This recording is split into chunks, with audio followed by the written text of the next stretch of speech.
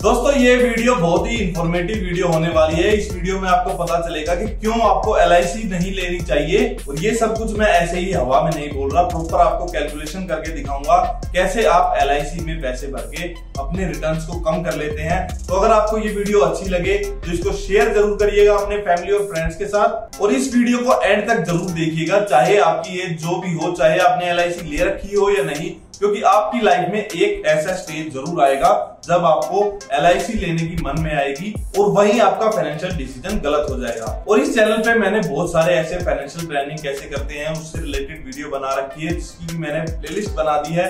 आप जाकर चैनल पर उसे एक्सेस कर सकते हो, और ऐसे इंफॉर्मेटिव वीडियोस के लिए चैनल को सब्सक्राइब कर लीजिए और वीडियो को लाइक कर दीजिए। तो नमस्कार दोस्तों, मेरा नाम है ललित, आप देख रहे हैं फाइनेंशियल ज्ञान। चलिए वीडियो को स्टार्ट करते हैं।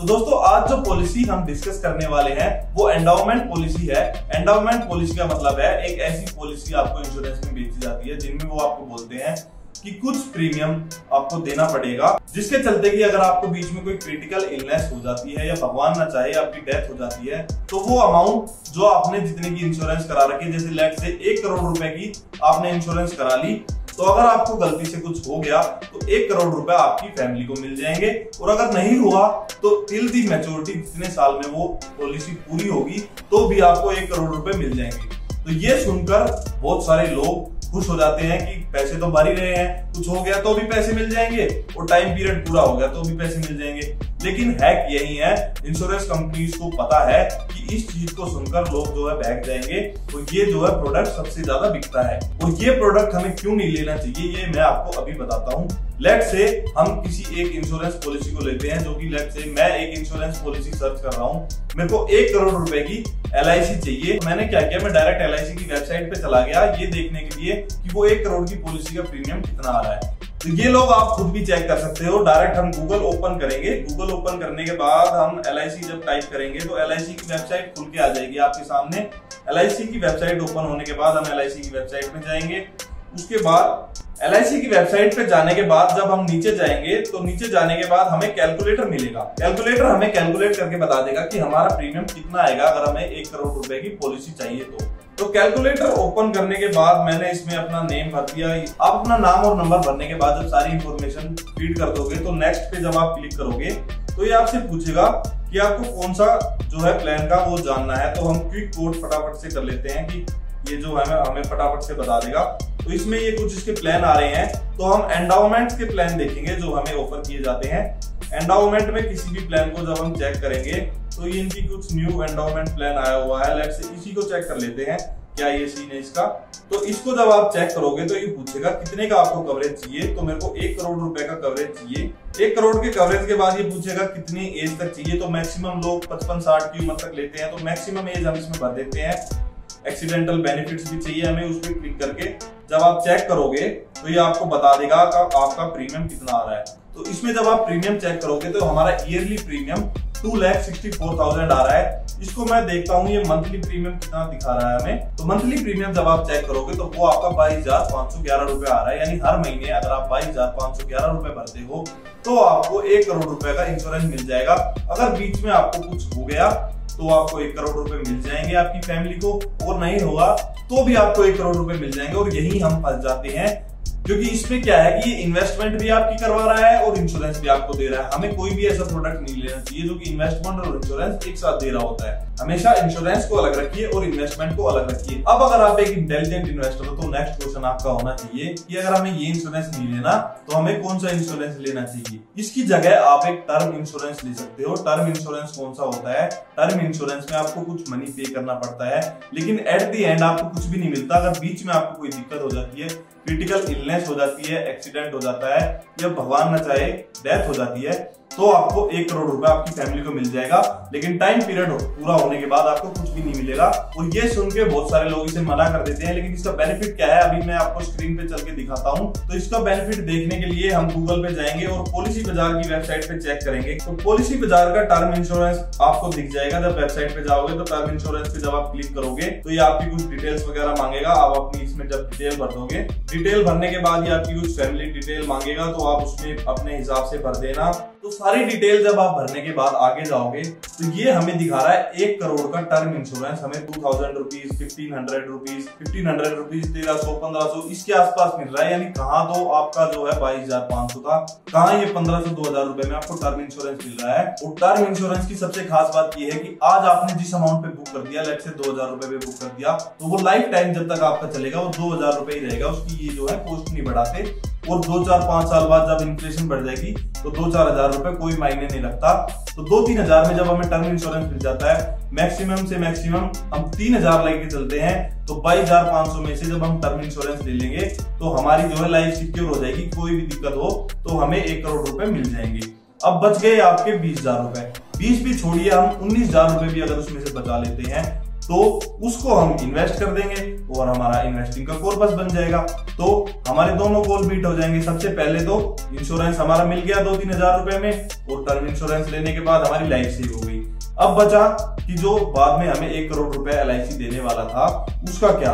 तो हमारे जो 18-19 हजार रुपए बचेंगे, वैसे तो 20 बचेंगे, लेकिन फिर भी मान के चलते हैं और कम मान के चलते हैं 18,000 रुपीज आपने बचा लिए। तो उसको कैलकुलेट करने के लिए हम गूगल पे जाके SIP कैलकुलेटर सर्च करेंगे। SIP कैलकुलेटर की वेबसाइट में जाने के बाद हम टाइप करेंगे 18,000 रुपीज लेट से मैं इन्वेस्ट कर देता हूँ। लाइफ इंश्योरेंस हमारी 35 साल की थी, तो 35 साल के लिए ही मैं इन्वेस्ट कर देता हूँ। और लेट से रिटर्न इसमें हमें निफ्टी में रिटर्न मिल जाता है 15-17%, मिनिमम से मिनिमम मान के चलते हैं 12% भी मिल गया। तो ये अमाउंट हमारा कितना बन जाता है, इसको जब आप कैलकुलेट करोगे तो ये अमाउंट आपका 11 करोड़ 70 लाख रुपए बन जाता है। कहाँ आपको 1 करोड़ रुपए मिल रहा था और कहाँ ये आपको 11 करोड़ रुपए दे रहा है। अब आप कहेंगे हमें शेयर मार्केट में नहीं करना इन्वेस्ट, वो भी छोड़ दो, किसी बॉन्ड फंड में इन्वेस्ट कर देते हैं हम। जो सरकारी बॉन्ड फंड होते हैं, जो गवर्नमेंट बॉन्ड्स इशू करती है, उसमें भी हमें 7 से 8% रिटर्न मिल जाता है।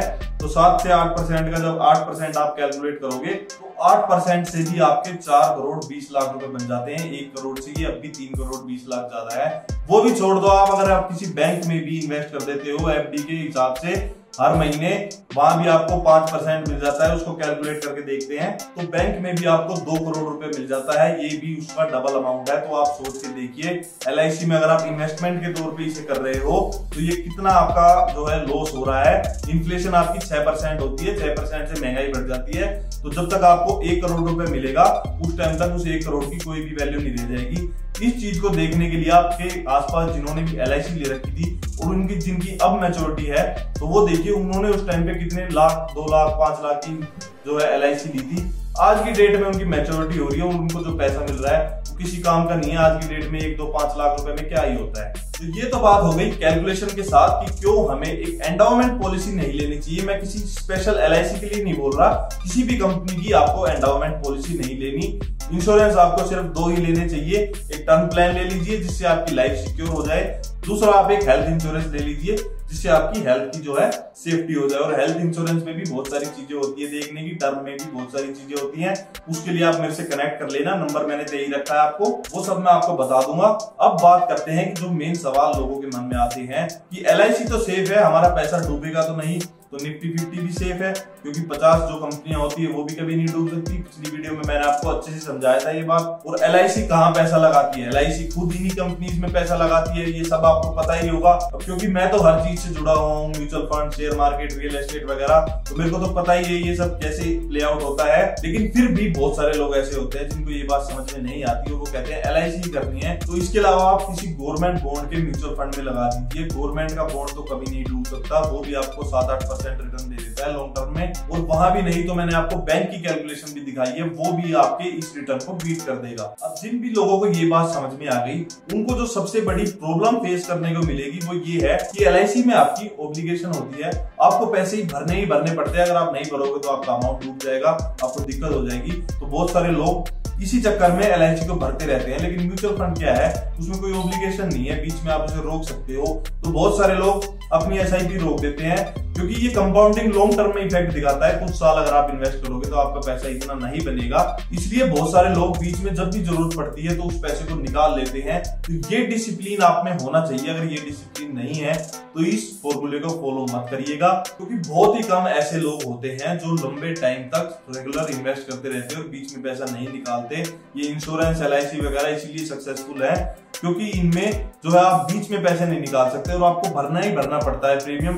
वरना पिछला जो भरा है वो वेस्ट हो जाता है, जिस चक्कर में लोग भर देते हैं। तो अगर आप डिसिप्लिन फॉलो कर सकते हो तो ही इस चीज को करिएगा। ज्यादा जानकारी के लिए आप मेरे से जुड़ सकते हो। मैं लोगों की फाइनेंशियल प्लानिंग भी करता हूं, कौन सा आपका इंश्योरेंस लेना चाहिए, कौन से आपको म्यूचुअल फंड में इन्वेस्ट करना चाहिए, स्टॉक्स कौन से लेने चाहिए, घर बाय करते वक्त क्या कुछ देखना चाहिए, क्या कुछ इंटरेस्ट रेट होने चाहिए, बहुत सारी चीजें होती है। फाइनेंशियल डिसीजन लेने में हेल्प करता हूं, उस चीज के लिए आप कनेक्ट कर सकते हो। कोई भी क्वारी हो, डाउट हो, कोई पहले से आपने इंश्योरेंस पॉलिसी ले रखी हो या कुछ भी आपने म्यूचुअल फंड शुरू कर रखा हो, उसको कंटिन्यू करना चाहिए नहीं, या फिर उसे रोक देना चाहिए, उसके लिए भी आप मेरे से कनेक्ट कर सकते हो। इनके कोई भी चार्जेस नहीं है। 5 मिनट में कोई भी क्वेरी आंसर होती होगी, उसमें कोई भी चार्जेस नहीं है। डायरेक्ट मैं आपको बता दूंगा कहाँ पे इन्वेस्ट करना चाहिए, क्या कुछ करना चाहिए। अब इस वीडियो को यहीं खत्म करते हैं, लेकिन ऐसी ही इंफॉर्मेटिव बहुत सारी वीडियोस आने वाली है, तो आप चैनल को सब्सक्राइब कर लीजिए, क्योंकि अगर आप मेरी सारी वीडियोस देख लोगे तो आप खुद ही अपने फाइनेंशियल डिसीजन लेने में आपको आसानी होगी। खुद से ही आप रिसर्च करके इस चीज को कर सकते हो। और हमें इंस्टाग्राम पे भी फॉलो कर लीजिए, क्योंकि वहां भी मैं डेली इंफॉर्मेटिव कंटेंट डालता रहता हूँ। मीम्स वगैरह भी आप शेयर करते ही हो। ये तो फिर भी फाइनेंस की बात है, आपके फ्यूचर की बात है, आपके मनी की बात है, तो इस चीज को आपको जरूर फॉलो करना चाहिए, ताकि आपका फ्यूचर सिक्योर हो सके और एक अच्छी जगह आप इन्वेस्ट कर सको। इस वीडियो को प्लीज अपने दोस्तों के साथ, फैमिली मेंबर्स के साथ शेयर करिएगा, क्योंकि बहुत सारे लोग ऐसी चीजों में फंसे हुए हैं और इंडिया में फाइनेंशियल लिटरेसी बहुत ही कम है, जिसके चलते हमने ये सीरीज शुरू करी है। तो दोस्तों आज के लिए बस इतना ही। मिलते हैं ऐसी ही इंफॉर्मेटिव नेक्स्ट वीडियो में। तब तक के लिए आप जुड़े रहे, बने रहे। Thank you so much.